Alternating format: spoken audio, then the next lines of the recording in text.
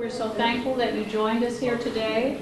It is my absolute pleasure to introduce our presenter, who is Danielle Wilson. She's a business multimedia teacher at Cross County New Tech High School in Cherry Valley, Arkansas.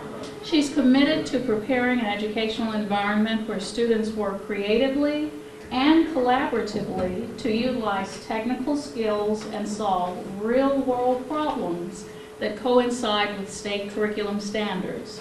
Ms. Wilson is a New Tech certified teacher, the New Tech advocate for Cross County High, and the Apple Distinguished Program Liaison for Cross County School District. She has presented throughout the state on project-based learning, integrating technology in the classroom, cross-curricular co-taught courses, 21st century learning, and the New Tech model. She is passionate about the opportunities that project-based learning has provided her students thus far and enjoys sharing the many benefits of this model with others. Please join me in welcoming Danielle Wilson. Thank you. So I'm going to try and be close to this mic, but I'm pretty loud, so if you can't hear me, let me know. So again, my name is Danielle Wilson. I am originally from Texas. I graduated from UT Austin, so hook 'em horns, even though that's not always popular wherever I go throughout the state. But we got a couple, all right. One more. There we go, all right. So. Oh, goodness gracious. I don't know what to think about that. You're a little confused. Yeah. Something.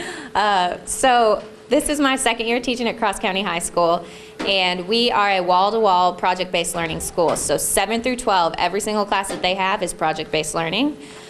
We have quite a few cross-curricular co-taught classes, so we'll combine 2 classes together. It'll be the whole grade with 2 teachers. We've modified our school to, I guess, allow for that. We've knocked down walls and made double classrooms so that we can fit 50 7th graders in a room with 2 teachers, and that has been an experience. I taught a 7th grade co-taught class last year, and you know, the things they come up with are great, but 50 7th graders in a room, that's pretty loud. And so the classes that I teach biocom, which is a combined 10th grade biology and audiovisual tech class. So I'm in there with all 45 of our 10th graders with another teacher, and she teaches the biology portion and I teach the audiovisual tech portion. The really cool thing about that class is they're learning all the same bio content that they would in any 10th grade biology class, but they're presenting it in a different way. So when we combine the audiovisual tech component, most of their projects are video projects. So I'll show you a couple of those examples where you can see how they showcase their learning in biology in a way that's a little bit different than what you would expect. I also teach 3 standalone classes. I teach our graphic design class, which is called Digital Communications. I teach our advanced audiovisual tech class, which I'll show you a few projects from as well. And then I teach a pilot program that we started this year that is called Developing Mobile Apps. So we have kids actually using Xcode and another program called Game Salad to write iPhone and iPad applications. And those are 9th and 10th graders. So this is the very first year we have that. We're one of 2 schools in the state that's running that program right now. Bryant High School is the other one that's running that.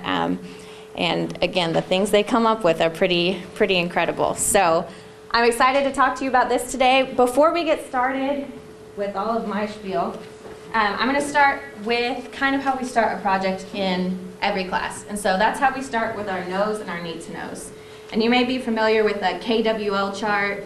That's been around for a while. This is pretty much the same thing, but what we do is after we introduce the project, we go through the class and we say, all right, what do we know about this and what do we need to know in order to get everything done? So just in a very general sense, what do we know about project-based learning? And y'all can shout it out. I'm fine with this being a conversation. If you want to interrupt me, I don't think it's rude at all. Yeah. Well, I learned yesterday from your superintendent that you don't have textbooks. Textbooks are replaced. Yep, no textbooks. No textbooks. And all the students have the technology necessary. Mm-hmm. They don't receive traditional lectures. It's student-led.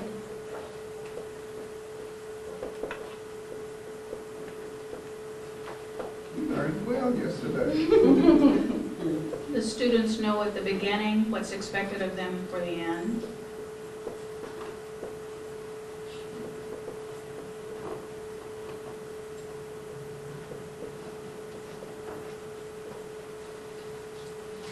It takes more time for the teacher to develop up front.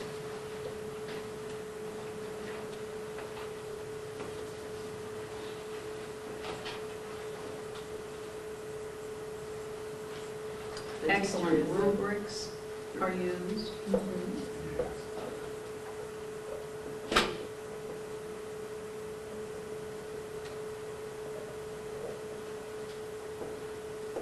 The teacher is a facilitator. Absolutely.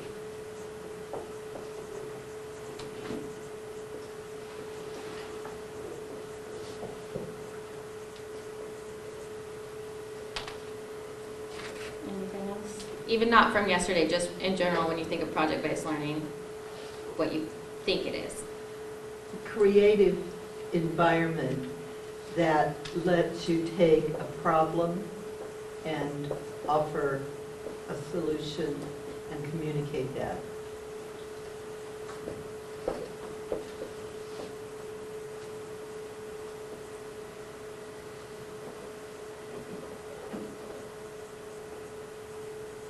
And the students become problem solvers that can, with this, they become problem solvers and that can transfer to almost anything that they do on a job or anything like that.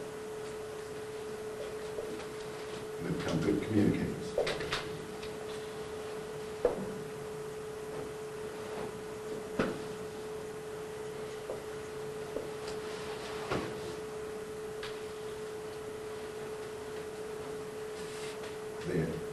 With that, they become quite ethical too. We got so many.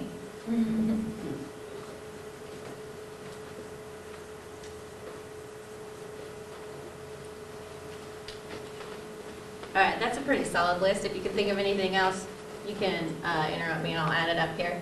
What about our need to knows? What do we need to know about project-based learning? What are the questions that you have whenever you see, okay, this is great. We've got students that are becoming problem solvers, student-led, teachers are facilitators. But then, what questions do we have about that? How do you assess them? Assessment, huge piece. Where do you get your materials? And how do you pick the project or choose?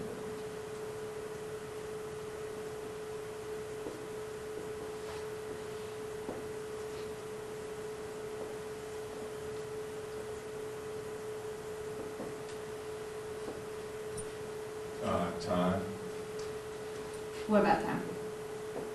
how much more do you need versus this structured times you have in class? Or how to manage it?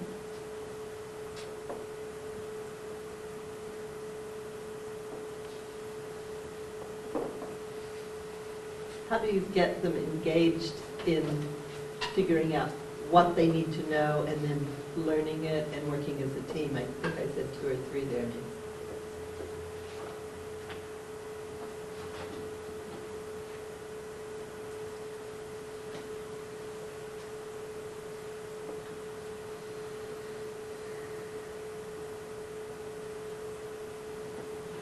What do you do with special needs students too? And how much planning time would that take on the teacher's part? I guess that would go with time.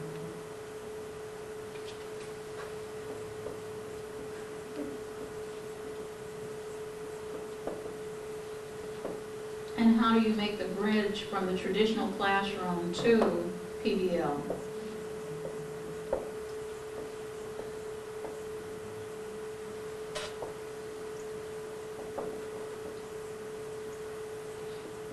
See if I can reach. I have no one. how do you manage going off on tangents? You know, if we start doing this, and once they get interested, it might be something else that they're more interested in, and it's not really related to the project, but it is interesting to them.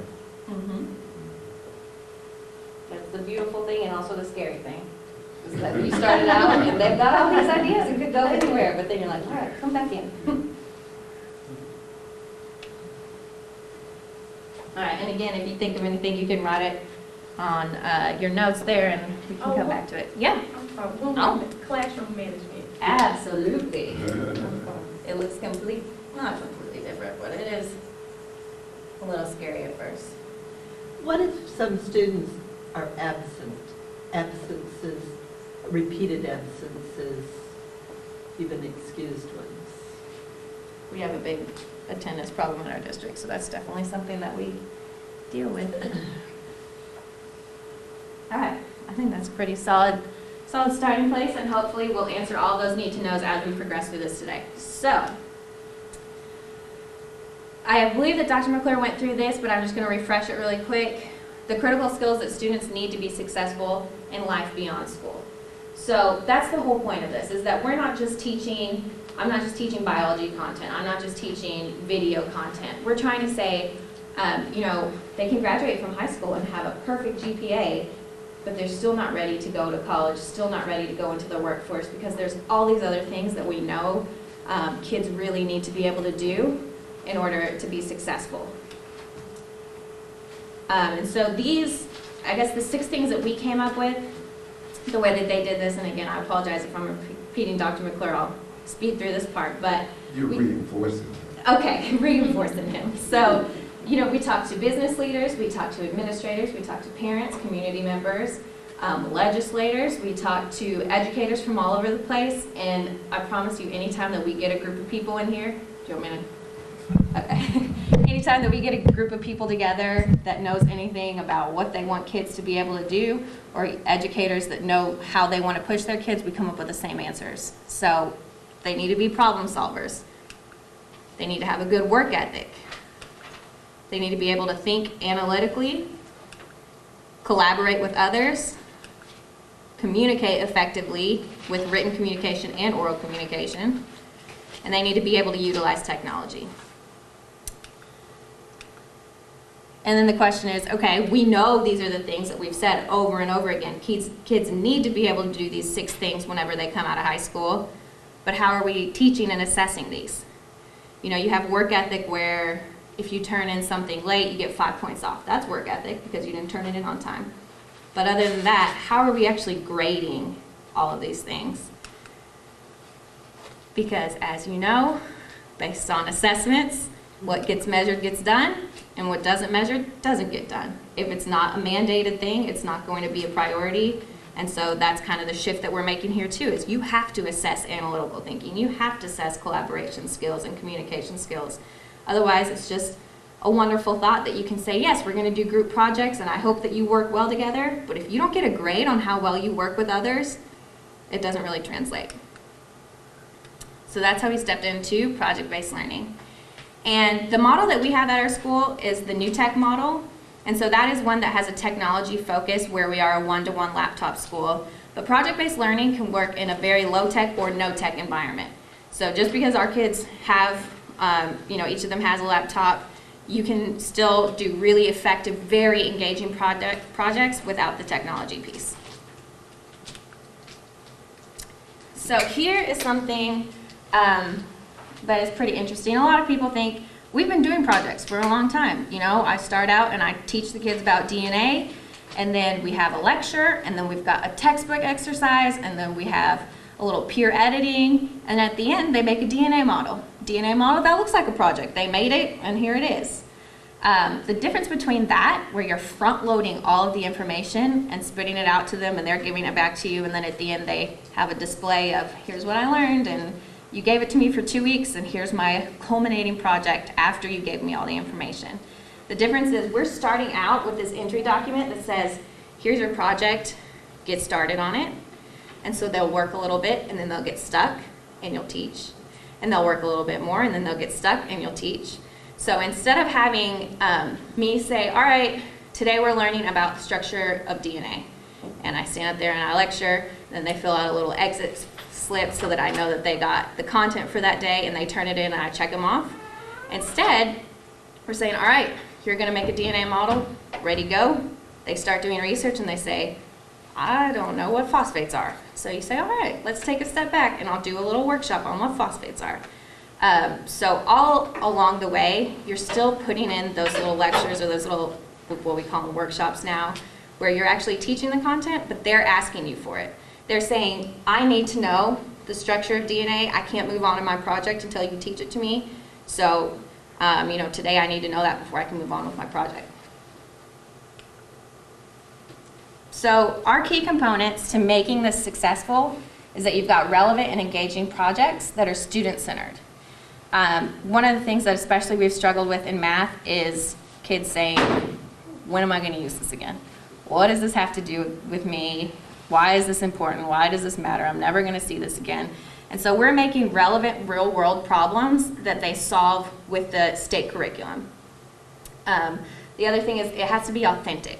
It can't be something that's just, make a model just for the sake of making it and I'm going to grade it and it's for me and you're the student, I'm the teacher. Instead we say, this museum is asking for new exhibits in their, in their cell department. And so they aren't making it for me, they're making it for an outside person. And as often as we can, we pull in actual outside people to try and make it, you're not presenting this to me, you're presenting this to someone who is outside of the school.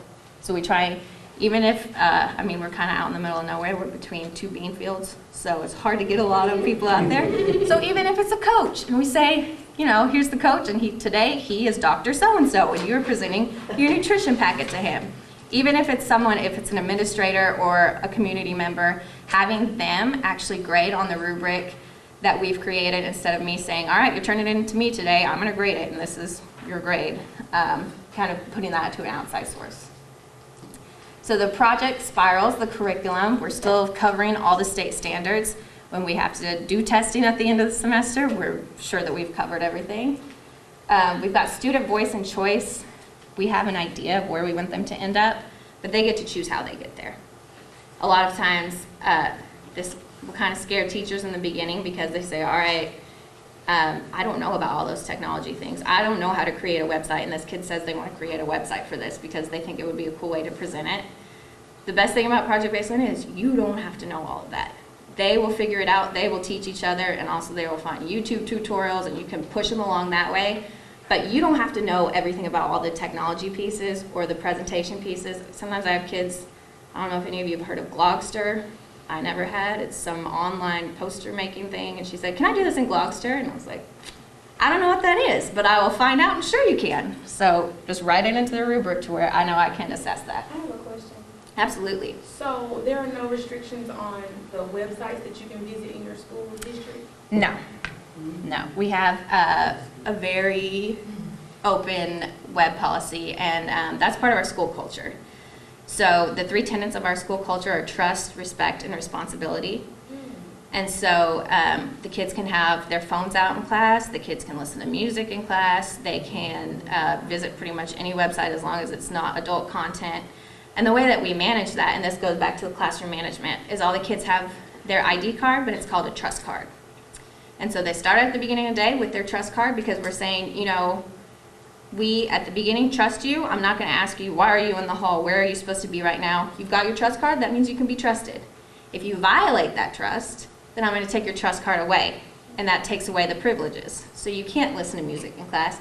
You can't have your cell phone out. If your group needs to go work somewhere else in the library, in the hallway, you can't do that if one person in your class, in your group doesn't have their trust card. So it's not only a teacher accountability piece, but it's the students holding each other accountable, because sometimes they might need to go record something in a quiet place in the library, and if one person in their group doesn't have that trust card because they were acting up in class, they were being disrespectful, they were doing something that violated whatever the classroom rules were, then none of their group can go. Can you say that again? 3 tenets or what? Trust, respect, and responsibility. And we have a lot of school culture days. Whenever we start out each semester, We do some team building and school culture things where we have the kids define what trust, respect, and responsibility mean to them and how they can exhibit those in the classroom. And then the last thing that is a key component to really doing PBL successfully is having a high-quality rubric. Making sure that when we assess them, we're not just checking things off of a list or giving arbitrary grades. This looks like A work, this looks like B work. But we're actually having them see, this is what you were supposed to do. You fell on this column of the rubric, and so this is your grade and this is why. The technology piece, again, is something that we do at our school, but you can do very successful PBL without it. But what technology does, and as we know, they're going to need to know how to use those things, is it increases the creativity and engagement. I can tell them, you need to tell me about water intoxication because one of your biology standards is about osmosis and diffusion. But instead, if I say, you need to do a follow-up news report on this woman who died from drinking too much water, and you need to explain to the community how they can keep that from happening to themselves. It shifts it to something where they're allowed to be creative. They still need to know that science content, but instead of just giving me some kind of report or some kind of lab report about what osmosis and diffusion are, or make a poster about osmosis and diffusion, they're presenting that in a more creative way. You're using the existing content and presenting it in a new way, and also teaching these necessary technical skills. We're not really focusing on, you need to know how to use PowerPoint and Word, because that might not be what they're going to be using when they go off to work or college. Who knows? So we're teaching them not necessarily the software itself, but here's what video editing software looks like. Here's a couple of different options. You know what the buttons are going to do, you know how it's going to work, and now you can apply that into something else. The technology, even from one year to the next, changes so much. I did a lot of video editing in college, and it's already changed so much since I've been in the classroom. So it's something you got to constantly keep up with. And the best way to do that is teach them more of that problem solving rather than saying, okay, here's how to use Final Cut Pro, and it's always going to look just like this, because we know that's not true. So I'm going to pause really quick. So far, are we all good? I don't want to bore anybody or talk your ears off. Do y'all have any questions? All right, I'll keep going then. Cool. So here is the process of what a project looks like. And this is what it'll look like in every classroom, regardless of the subject matter, regardless if it's a standalone class or a combined class where we do cross-curricular. Some of our other cross-curricular classes are, we have Algebraistics, which is a really contrived name for algebra and physics. All of our 9th graders take that. And then we have a few world studies and world studies and US studies where it's their English and social studies class. And so those ones are pretty natural combinations because you're writing, you're learning about history, and then the novels that they pick are historically in the time period that they need to know.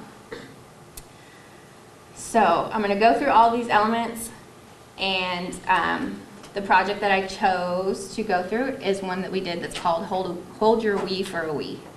And that was an actual radio contest where this woman died from water intoxication because she had to sit there.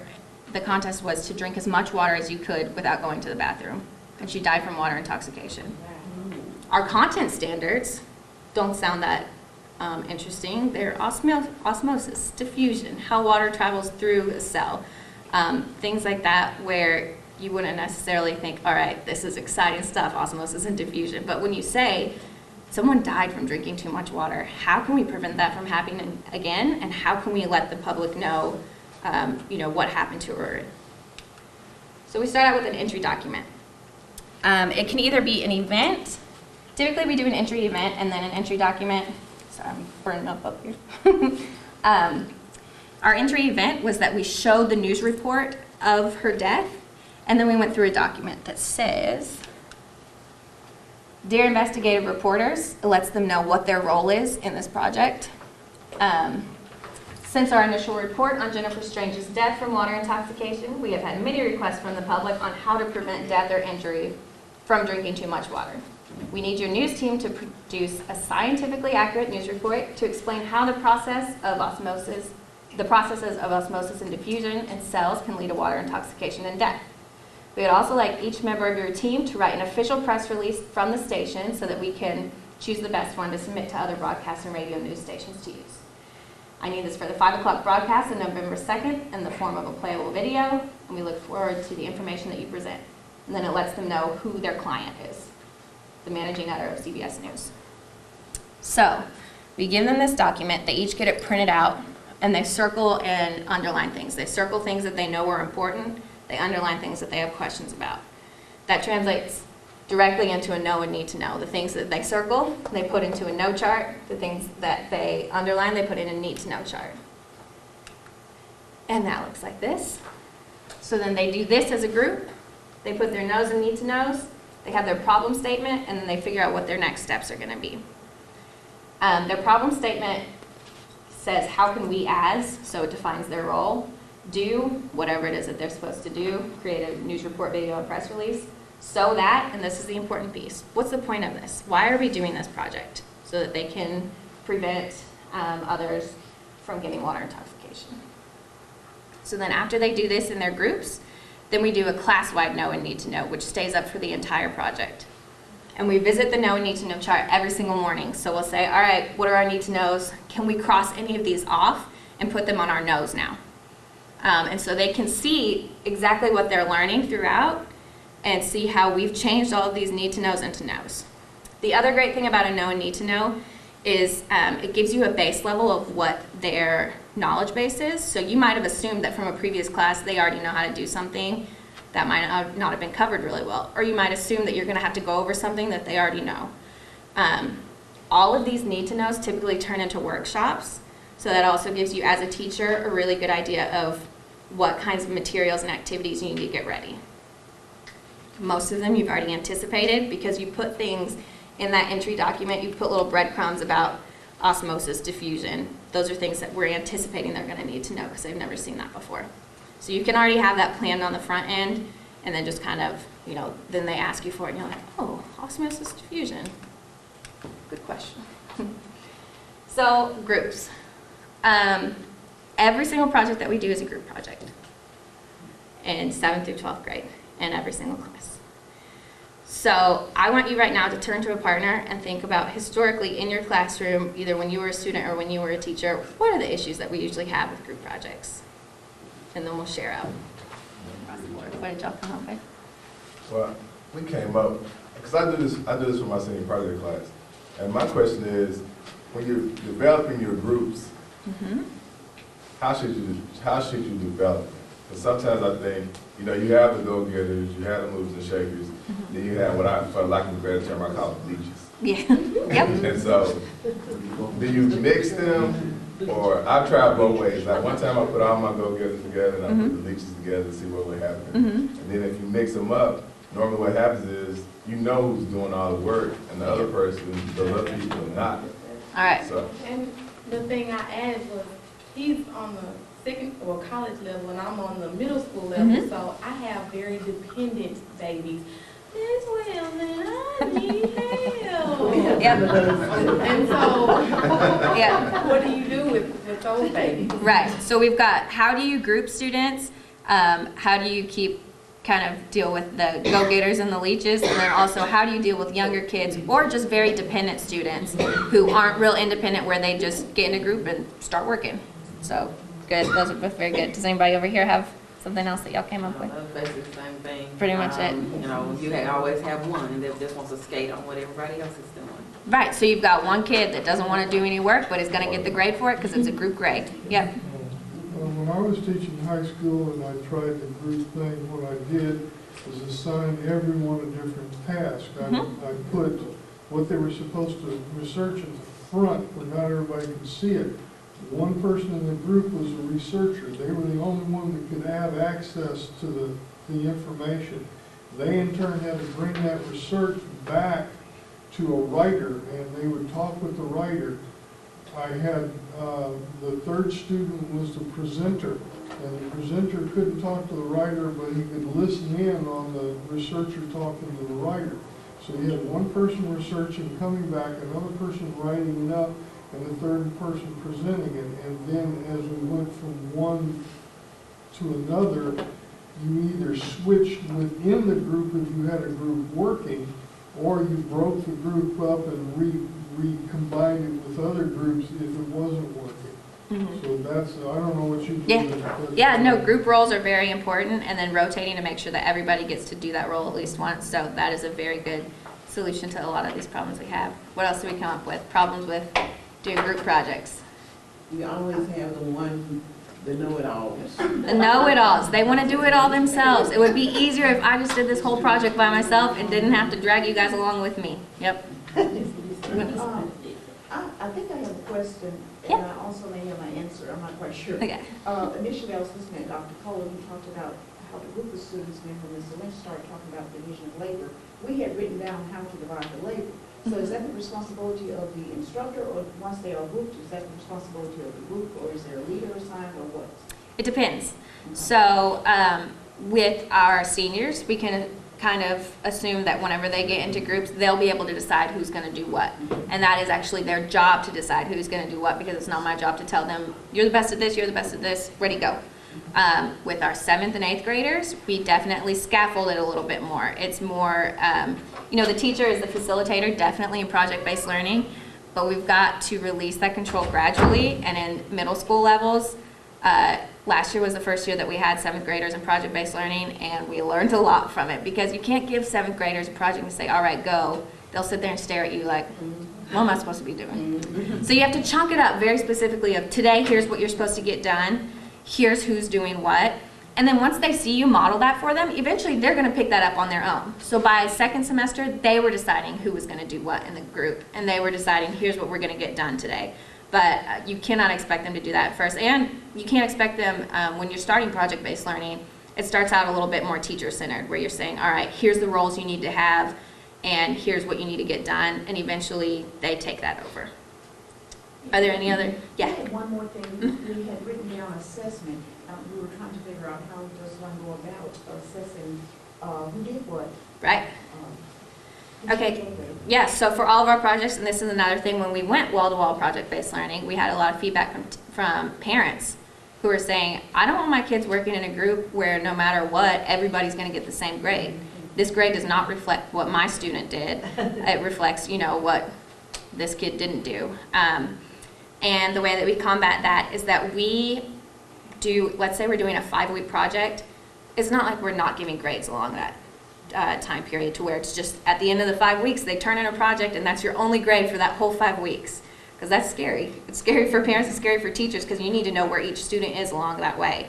So they have individual grades, they have individual components in every single project. Like for this project, they had to create the video together, and that was their final product, but each one of them had to write a press release. That's a written grade for each one of them individually. They also still have daily grades. We still do quizzes to make sure that each kid is getting all of the content along the way. So it's not just at the end, here's your group grade, and everybody gets the same grade regardless of how much work you did. And then we also do peer review at the end of every project. So it's a survey that they fill out about each person in their group. They rate them on how many ideas they contributed, how well they worked with others, and that is part of their collaboration grade. So the students directly get to say, this person didn't do anything. So a lot of those issues about one kid doing everything, the other kids just kind of go along for the ride. How do you make sure that you've got kids at different skill levels all being successful in the group? And as far as how we group them in a lot of different ways. So we can start out, typically the first project of the year, we'll do random groups, just to kind of let them feel it out and see how it goes. We only have about one project a year where they get to choose their groups. It's not their choice, because when you go into the workforce, you do not get to choose who you work with. And even if you do not like somebody at all, you still have to sit next to them and work with them every single day. And that's an issue we had at the beginning, when kids would say, oh, no, I can't work with so-and-so. We got in a fight last year, my mom said I can't work with her. I said, okay, so there's some people, some of these other teachers, they're not my best friend, but guess what? I still have to work with them every day, and I have to be professional, and I have to make sure that everybody thinks that we're best friends, because that's how we work, professionally in the workplace. So there's no opt-out. You can't say, no, I can't be in a group with them. It's like, too bad, you don't get to pick who you work with. And that teaches them very important skills about, how to deal with people that you don't necessarily get along with. If you have a goal in the end where you know you're going to have to get something done, even if your personalities don't necessarily mesh, you need to get along with each other. So the first group we do random. Then once we've got some grades in, we grade the kids on work ethic and collaboration and written communication, oral communication. A lot of times what we'll do is we'll group the kids by work ethic. So the kids that turn in everything on time, turn in something every single day, they all get to be in a group together. And the kids who don't do a lot of work, they all get to be in a group together. And they always complain that, Miss Wilson, why is so-and-so in my group? They don't do anything. We say, statistically, neither do you. So somebody's got to step up. They've got to turn something in. You can't have a group full of leeches. Somebody's going to step up, and they do. Almost every single time they do step up because they have to get a grade for it. So sometimes we'll do it like that. A lot of times we'll do high, medium, low all in a group, which again, there was a question about special needs students. That helps a lot with. We'll pair up some of our lower or our special needs kids with some of our higher kids and make sure that they've got a really specific role where they can feel successful. That's one of the things that I love, love, love about project-based learning is you have kids who maybe their literacy skills are, grade levels behind. I had a kid last year, he was in 9th grade and he read on a 1st grade level. So, historically, nobody wanted him in their group because they're like, he's not going to do anything. He can't do anything for us. I said, actually, Kane has a lot of really great ideas. So why don't you have him verbally tell you the ideas and then, see what he can contribute. He also is great with presentations. He can work PowerPoint and Keynote faster than any other kid I've seen. So I said, why don't you put him in charge of that? So you've got those special needs students that they have a way that they can be successful within a larger group. And it also teaches our higher level students how to communicate instead of just giving kids the answer, saying, where would you find that? And that's not something they do right off the bat. You have to model that for them and say, all right, not everybody feels comfortable speaking in a group, so why don't you give them a sticky note where they can write down their idea and then pass them all in and then see everybody's ideas. And that's a strategy that at teachers, we know that some kids aren't as verbally comfortable as others. But students that are leading a group may not know that. So again, it's a modeling thing. And then the very most important part of how our groups work is we have contracts. So this is a real life thing that they need to learn, and it's also something where they feel like they have control over their group. So they come up with, they've got their name, how they can be contacted, how they prefer to be contacted. So if somebody doesn't show up to school in the morning, you better believe they're on the phone saying, where are you? Your mom better bring you. I don't care if you missed the bus, get your butt up here, we have a presentation. So they know how to get a hold of them. So they can be on the phone during class or Or if someone is at home sick, they can text or email or call them and say, hey, that stuff is on your computer, you need to send that to me right now because we can't move on without it. They've got their team rules. So they decide, they decide what their priorities are going to be. They're going to stay together as a group. They're going to divide and conquer. They're going to only allow a certain amount of time on their phones. The kids, after a while, decide how they can work best in groups, and they'll put some interesting things in their contracts. Like some of them have zero tolerance for people being on their phones whenever they're in group work time. So they say, one of our rules on our contract is no phones out while we're working. Another thing that after they get to know each other a little bit, they say, okay, so-and-so's an ISS a lot. So we're going to put a stipulation in our contract that says, if you are an ISS for 3 or more days, you're kicked out of the group. So they know at the beginning, I can only miss this many days of class. We do attendance policies in here too. So throughout the course of the project, if you have more than 3 absences, then you're kicked out of the group. So what happens for those that get kicked out of the group? All right, so just like with a real job, if you're not doing your work, if you're not doing what's on your contract, you get fired. So they can fire someone from their group if they go through their accountability steps, which is another important thing. You can't just fire someone because you don't like them or they looked at you funny. That's not how it goes. They have to have an unofficial warning where you say, hey, all right, you're being off task, you're not doing your work, this is your unofficial warning. Then they have an official warning where they have to send an email to that student and to us, the teachers, and say, this is so-and-so's second warning. They haven't been doing what they said they were going to do, and this is our second step. And then after that, if they have a meeting with the teachers and the students, and we all talk about, all right, you got those 2 warnings, you've had a chance to try and get back on track and you didn't, then they can fire them. So when a student is fired from a group, when you get fired from a job, you get your little box, you can put all your stuff on it and leave. They don't get a little box. They leave the group. They can't take any of the work they did with them. They have to do the whole project by themselves. Wow. So you do not want to get fired. It's not a fun place to be. If you're getting 1 and 2 warnings and you know the next strike you're going to get fired, you're probably going to step it up and try not to do that, because you need to start doing your group work so you don't have to do that whole thing by yourself. So it's also a great incentive, because I don't have to walk around the room and say, get to work, get to work, get to work. What are you supposed to be doing? Their group members are saying, hey, you need to get off of YouTube or whatever game you're playing right now, because we need to turn this in by the end of the day, and that's your job. So they're holding each other accountable, instead of me having to police the room and say, what are you supposed to be doing? What website are you supposed to be on? They're getting on each other because they know what they need to do. Have you had any of the ones that got fired that did really outstanding single projects? Mm-hmm. Yeah, some of them, it's just that they've missed a lot of school and they've got an attendance policy in their contract. They come back and they say, I'm not going to get a 0 for this project. And they will do the whole thing by themselves. It's harder, definitely, but we've had some students that definitely step up and do that. Mm-hmm. So as an instructor or teacher, do you grade them any different? Or, because is there anything in the project that really has, I guess, specifications that would have to come from a group of people?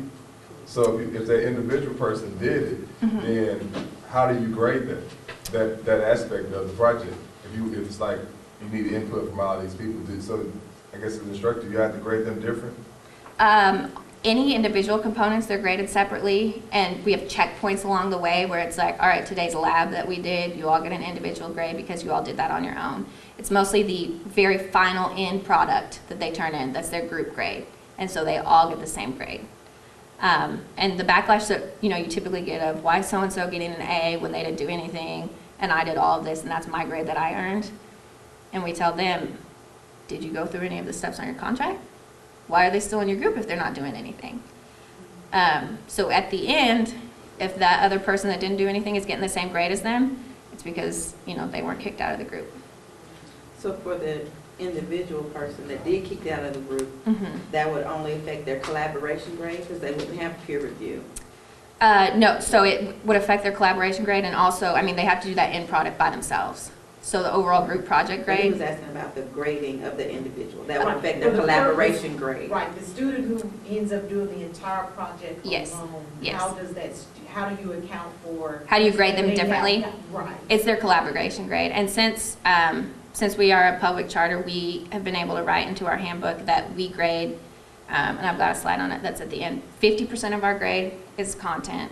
We've got 15 that is analytical thinking. I'll cut to that really quick so you can, don't look at any of this, it's secret.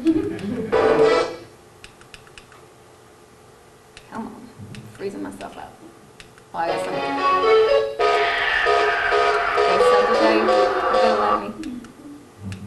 Come on, there we go.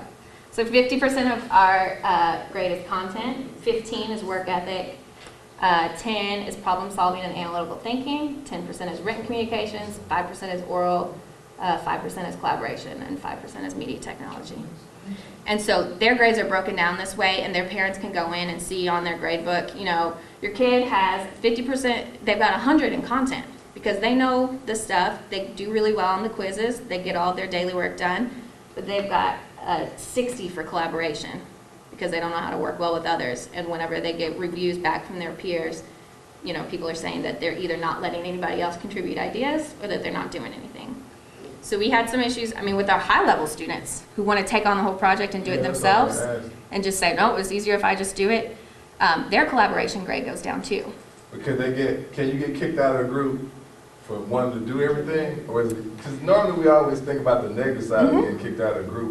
But I've had a case where the smartest person needs to be kicked out. Yeah. Because they're not allowing anybody else to grow or do anything. Right, and so we've got, if in their contract it says that we're going to distribute the work evenly, they can get a warning for not doing that. If they take on everything and don't let other people contribute ideas, they can get a warning, they can get an official warning, they can get fired. Question, with the attendance policy, do you have to go by the accountability steps with that, or is that just straightforward? That's just straightforward. Okay. So they'll write in there, you know, some of the kids come up with a strike policy where if you get 3 strikes, you're kicked out of the group. So you get 1 strike for every day you're absent, you get 1 strike for every day you're in ISS. If you get 3 strikes, you're out of the group. What's ISS? In-school suspension. Yeah. So if they get their trust card taken and then they get in trouble again, they get written up. So if you don't have a trust card and you have already lost your privileges for the day, you're skating on thin ice, you need to make sure you're on your best behavior for the rest of the day. Is some of this written down? A lot of this is just great detail, implementing detail. Is that some of it in there? I actually have it all in a Dropbox account that yeah, at the end I could share all of these with you. Yeah. So let me go back again. Don't look. All right. So we've got our groups. They can fire each other. And it's also, I mean, socially, it's very hard for a 7th grader to say, I'm going to kick my best friend out of my group because they're not doing work. Right. So we build up to that. We don't have a lot of 7th and 8th graders that fire each other without a lot of more teacher input. So with the younger grades, you have to have more teacher check-ins where you say, all right, so-and-so needs to tell me what everybody did today, and then you can mark off if somebody's not doing what they're supposed to be doing and kind of push them along that, because it's really hard as a 12-year-old to tell your friend that they're fired, and they have to do that all by themselves, and they take it very personally. And so once they get to about 10th grade, they are ready to say sayonara to anyone in their group, even if it's their very best friend. We've got cousins that fire each other, so. 6th graders who will fire each other. Yeah. But the other thing is you need to know, we let the 7th graders know you can't do this because you're mad at them. Or so-and-so was talking to your boyfriend or something like that. Because that's another, they're like, I don't work well with this person, I'm going to fire them. It's like, did you go through your accountability steps? Okay, then no, you're not. So, workshops. This is where we do the bulk of our teaching. And as far as the transition from traditional to project-based learning, if you've got activities, if you've got lectures, if you've got things that are already working really well for you, put that in your project. That's all scaffolding that we put within the course of our project. So we might have a 20-minute lecture about a certain topic that, you know, they're not going to be able to look it up on Google and find something that's really going to explain all of those content standards that they need to know in the way that we need to know them. So we might talk for 15, 20 minutes about something lecture style. We might have a lab that's the same lab that you've been doing for 20 years because it's a great one. There's no need to throw out things that are already working. You just put them in here in a different way. And then there are different ways you can do workshops. You can do a formal full class workshop where you say, all right, for the next 20 minutes, close the lids of your laptop, we're going to be talking about such and such. We can do informational skills-based workshop where you pull out kids and you say, half of you are going to the lab today, half of you are in here learning how to do green screening with me. The great thing about this is if I've got a class of 45 kids, you know, I can look out here and half of them will be sleeping, some of them will be poking each other in the ear.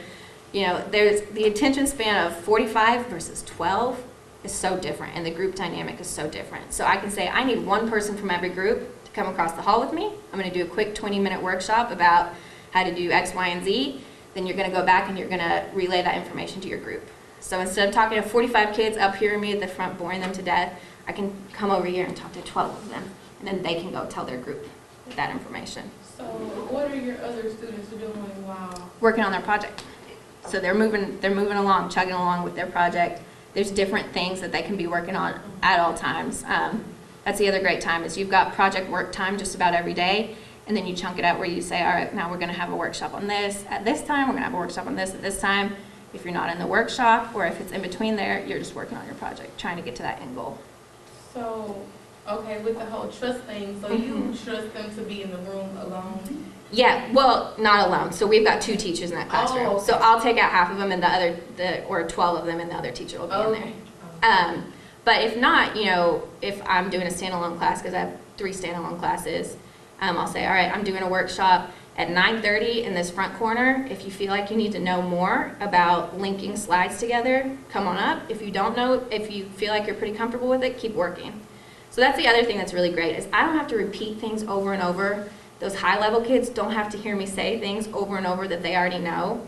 I can just pull out the kids that I know need a little extra help, or if somebody was absent or needs a little bit of remediation, they can choose to opt into that workshop. So sometimes the workshops are optional, sometimes they're mandatory. It's also great for differentiation. You can say, I have a list of these students, I need so-and-so, so-and-so to come up here at 9:30 for a quick workshop, and anyone else who feels like they don't understand XYZ very well. It works really well because then you can get kind of that close, small group work. How many minutes are your periods? 90 minutes. Yeah, we're on a modified block schedule. But we also have, I mean, on Wednesdays we got 45 minutes, and we can do PBL in a 45-minute class too. That's how long mine is. So rubrics are very, very important to our project-based learning. Like I said, you're not looking at something and saying arbitrarily, this looks like A work. You did 4 out of 5 things, so you get a, I don't know, 95. But we have very, very specifically, here are our content standards. This is what the state says we need to learn, and these are the things that you need to learn in this project. Then we've got 4 columns. We have a 4-column rubric at our school. You're developing, you're approaching expectations, meeting expectations, and exceeding expectations. So we push all our kids to get here to meet expectations. And then for those higher level kids or the kids that finish early, need a little extra, we push and say, okay, you got everything in this column, why don't you go ahead and head up to the exceeds expectations column. And it's all on a sliding scale. School-wide, we all use the same template so that in every single class they know what their rubric's going to look like. This is a 10th grade rubric. For our middle school kids, they look a little simpler because it's a little scary. You hand it to them and they'll just turn it over and say, okay, yeah. And then we've got a sliding scale at the bottom so they know that if they're in this column, they can get anywhere from an 80 to an 89. If they want to get an A, they better head on to that exceeds expectations column. Critical friends. So right before their presentations, before they turn in their final product, we do a process called critical friends. And you start out, they'll present whatever they've got so far, either to the entire class or to another group. And the kids will say, I like this, this, and this about your project. I wonder, questions that they have about it. And then next steps, how they can actually get there. So this is our peer review process. We actually use the same language in all of our staff meetings too. So if we are presenting a project that we're about to launch, because that's one of our school norms, is that before I launch a project, I have teachers from other classrooms and other curriculum, or from other subjects that look at mine and say, I like that you're involving this real world problem. I wonder what kind of benchmarks and scaffolding you're going to pull in, and the next steps are, and they give us suggestions on that. So this is really good language. It also keeps it from being really accusatory or attacking, and saying, oh, I don't really like that about your project, but you're giving them constructive things. Before I go to that. So this is from that, going back, that Hold Your Wee for a Wee project. Here's one of our final products. And again, they had to do a follow-up news report about water intoxication and give the scientific explanations. And again, this is 10th grade. It's not perfect. They're getting there.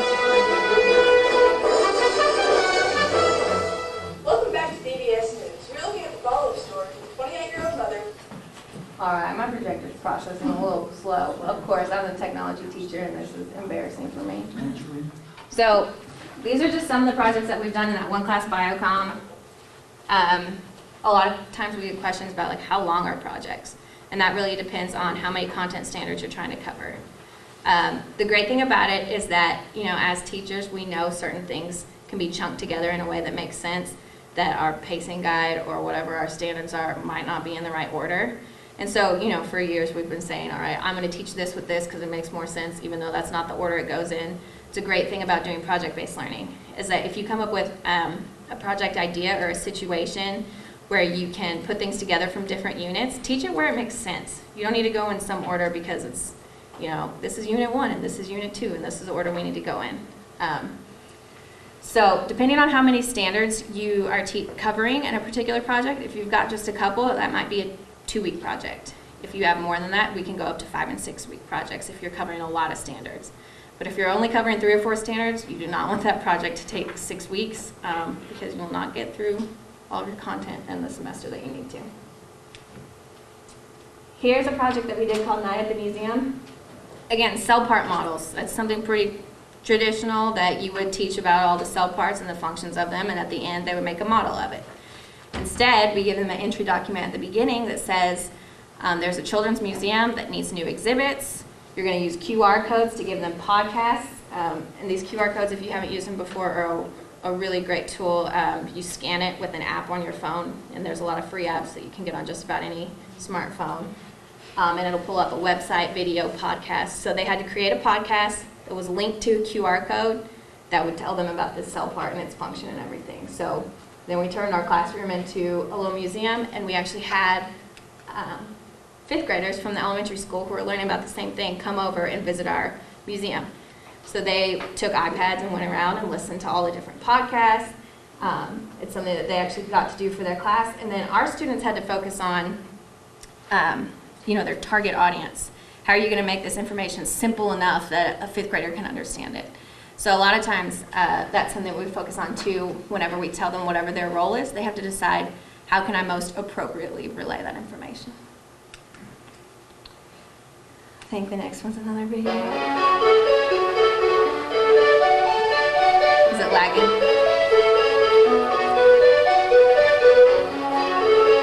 Okay.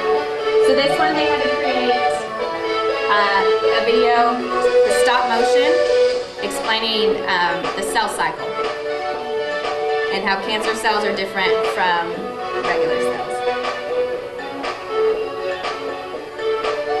And this project I love, and eventually they learn to love, but if you've ever done stop motion before, you take a picture for every single frame and then put them all together, so it takes a long time. So each one of these shots is a photo.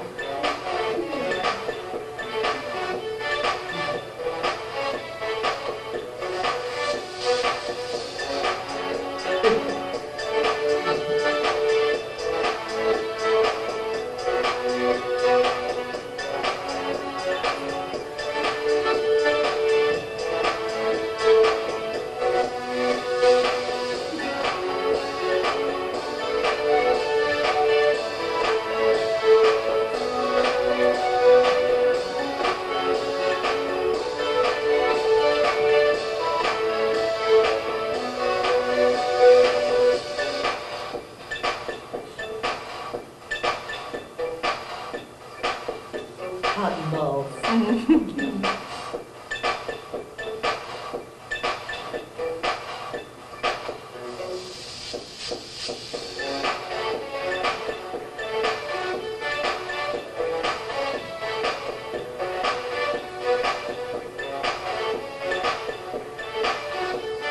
And so this video would be one part of their final product. So they would have to do an oral presentation about what they came up with.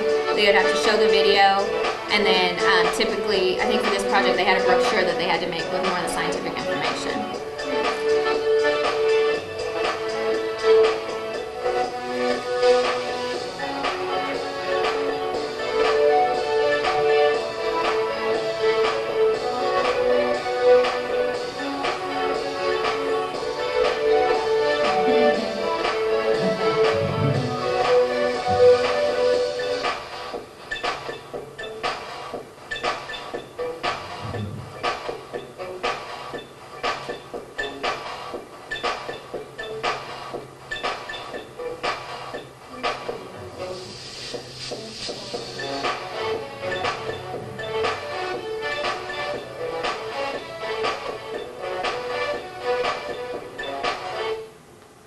So there's that one. And I was sleeping through the first part of the presentation. How do you grade? Do you have like a rubrics? Mm-hmm. You grade stuff? Mm-hmm. So we've got a rubric that we grade all of their projects on, and for this one, they had to have so many pictures and it had to be so long, and then we grade them on how well they explain the content as well. Okay, so it has nothing to do with the graphics or So since it's a co-taught class and part of it is audiovisual tech, I do grade them on some of that. They've got to have high quality graphics and everything, but that's only a portion of it on the rubric. So I'm gonna go through this really quick and then we can look at more student work. So project planning, how long does it take? Where do you come up with the ideas? I'm a pretty creative person, but I don't just have a wealth of ideas about what project to do for every single unit in every class. There are resources online. There are a lot of project libraries. Through New Tech, we have a project library in Echo, but if you're not a New Tech school, the Buck Institute is an awesome resource that you should all write down for sure. The Buck Institute not only has a project library, they also have all of these planning forms, project planning forms, kind of the process. So New Tech kind of spiraled off the Buck Institute's project-based. Is that free? It is free. And I think Did you say Buck Institute? Buck, B-U-C-K? B-U-C-K. And I think their website, I'll double check, but I think it's BIE.org, Buck Institute for Education.org, but I will double check on that.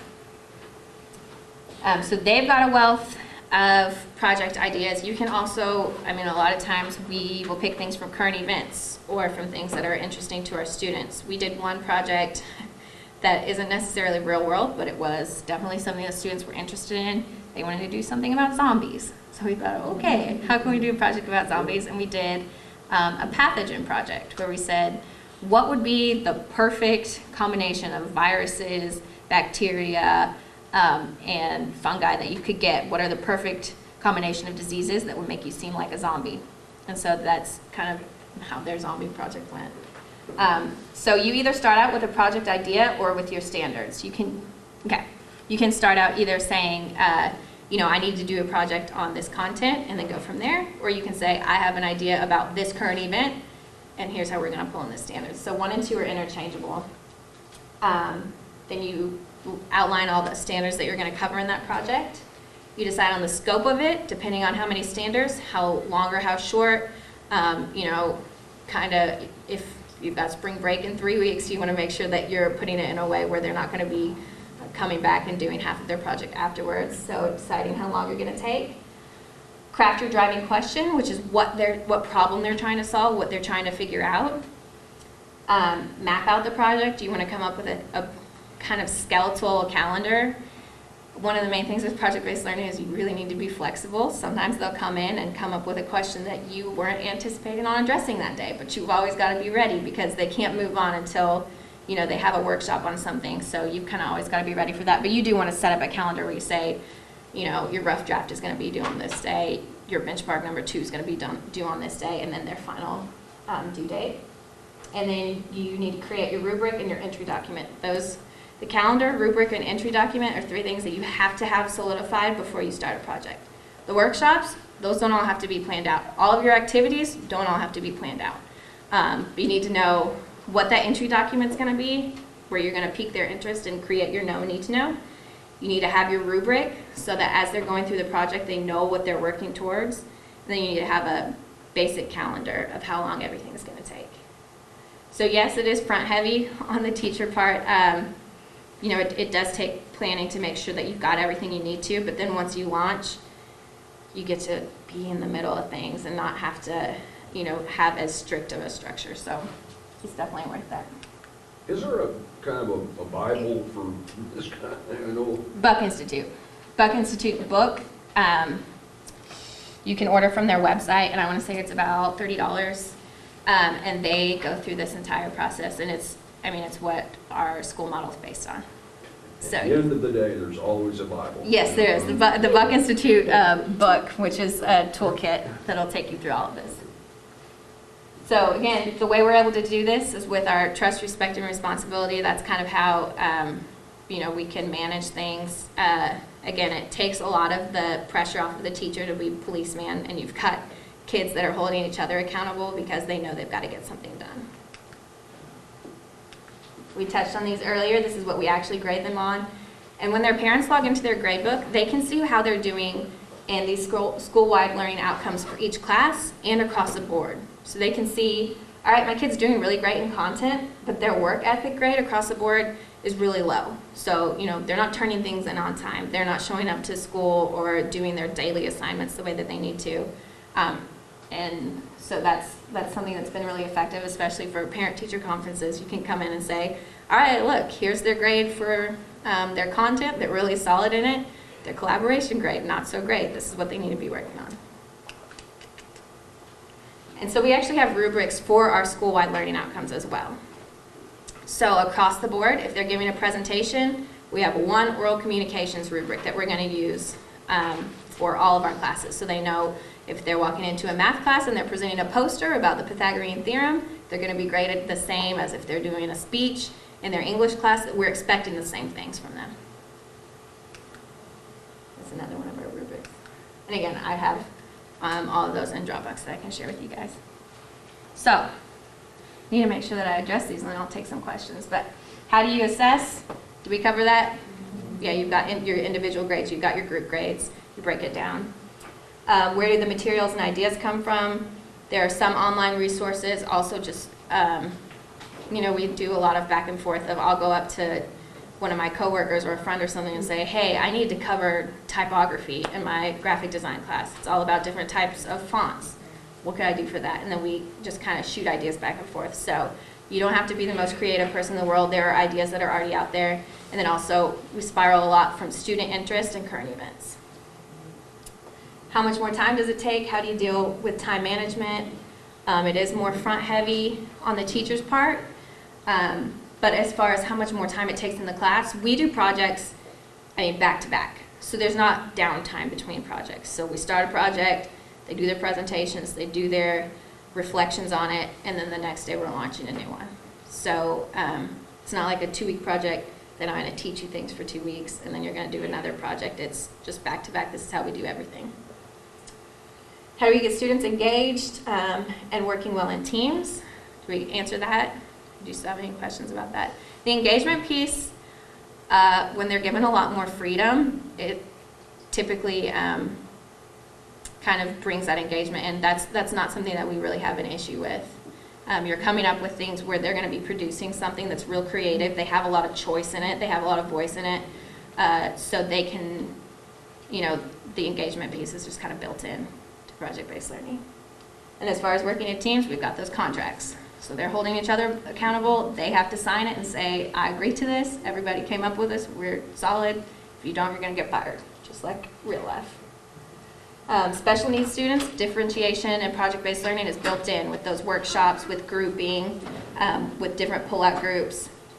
So it offers a lot of flexibility with that. Planning time we talked about. Bridge from traditional to PBL. Do y'all still have any questions about that?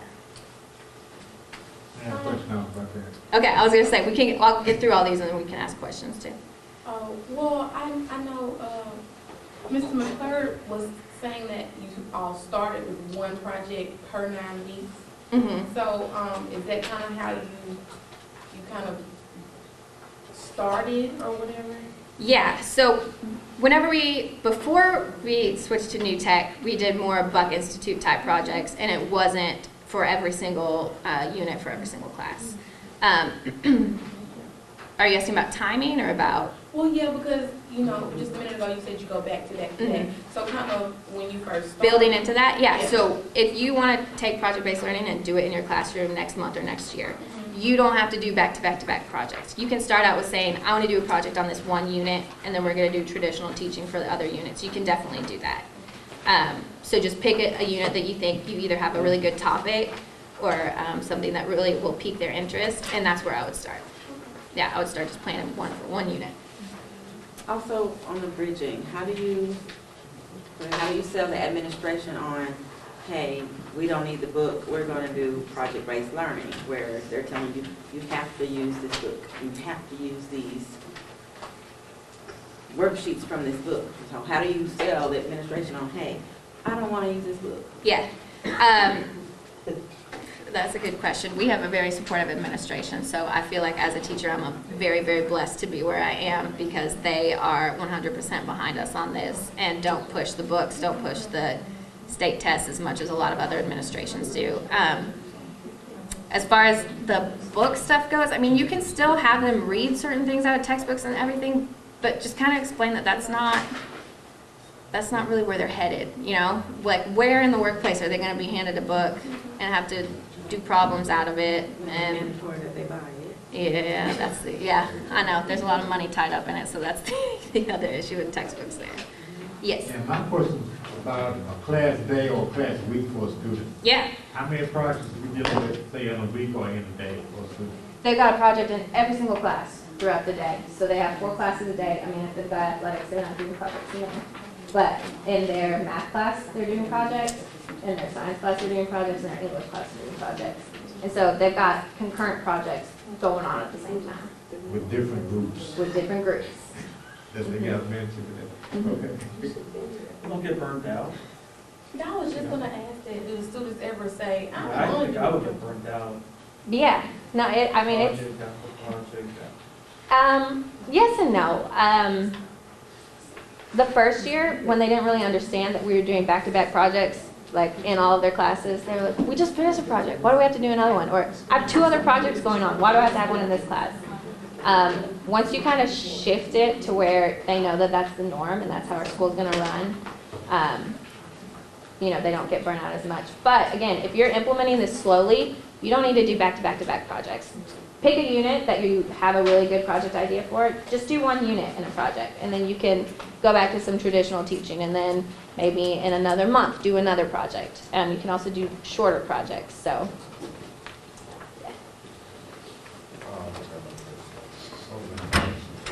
So there's my email. But before you leave, let's please appreciate Daniel. Great job. Thank you. We have the same last name. Miss Wilson, Miss Wilson. We have a token for you also, thank just to express our sincere appreciation. Thank you You very did a much. great job. Thanks. You I hope really it did a really great was. job.